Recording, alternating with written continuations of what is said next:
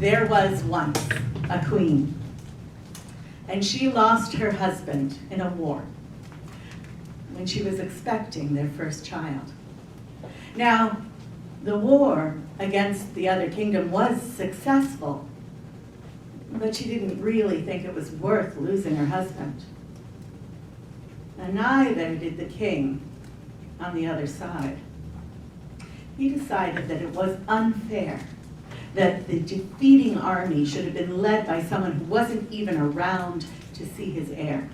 And he hatched a plot to kidnap the queen and her baby. And he locked them in a tower and said, I will have your child. All you have to do is sign her over to me. She will be my heir, and then I'll let you go back to your own kingdom, and I will have an heir. And the queen said, no. She had given birth just 8 months before, and this baby was beautiful and hers. So the king said, very well, I will lock you in this tower, and I will give you each 1 green pea for breakfast, 1 green pea for lunch, and 1 green pea for dinner. And we'll see how long it takes before you sign this child over to me. And he locked the door, and down he went. And the queen, well, she would have collapsed and sobbed, except she had this child. And there was the 1 green pea each. So she mashed up the one and gave it to the 8-month-old, and she ate the other.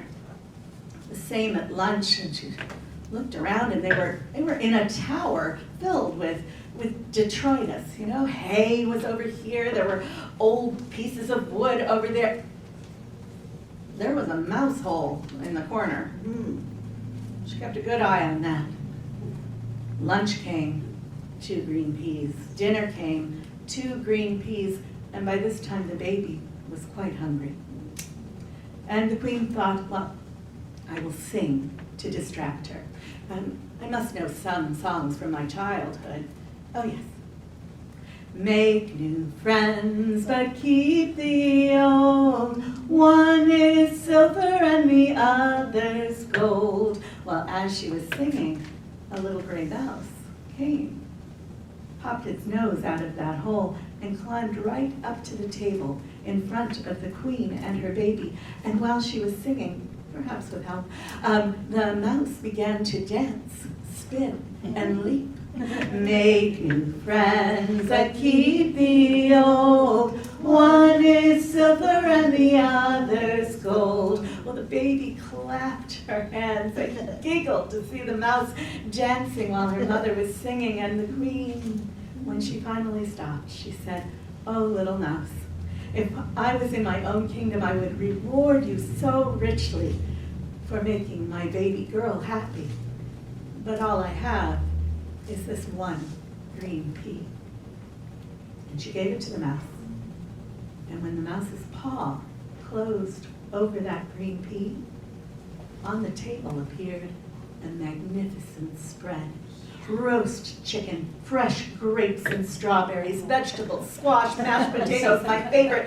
The queen couldn't believe it. She ate until she was quite full. She fed the baby until she was even rounder than she'd been at home. Oh, thank you, little mouse. But the mouse just closed her fists around the feast, and it shrunk until it was just 1 little green pea that the mouse put in her mouth. Well, that went on.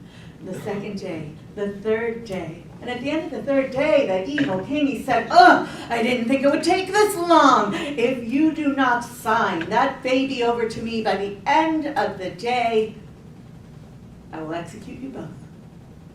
Well, now the queen was quite upset, and she looked around to see if there was anything she could do. The window was too small for her to climb out. Besides, they were in a tower, and she looked down, and she saw that the little mouse had started to pull pieces of wood and place it in a bowl of water over and over again.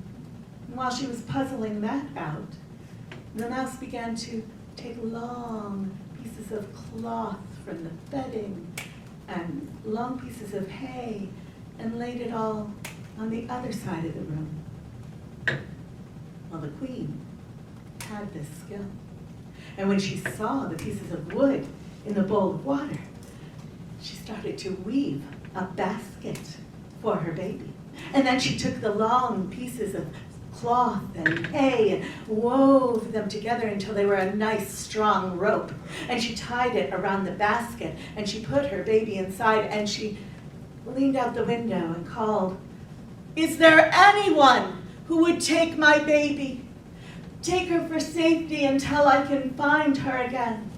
And right then, a lady, all dressed in red and black, appeared at the bottom of the tower. She said, "I will take your baby. I will keep her safe on my word. But you must do one thing for me now. Cook me my favorite dinner, roast mouse." Oh, no. Well, the queen felt exactly like that. She looked down at the little hole in the corner of the room and she looked at her baby and she leaned out the window and she said, "No, ma'am, I am so sorry. I will have to find another way." And with a poof, the lady was gone. And just then, the little mouse poked her nose out of the hole. And the queen said, "Oh, my friend, oh, you don't know how close you came to me at dinner, but I could never do such a thing."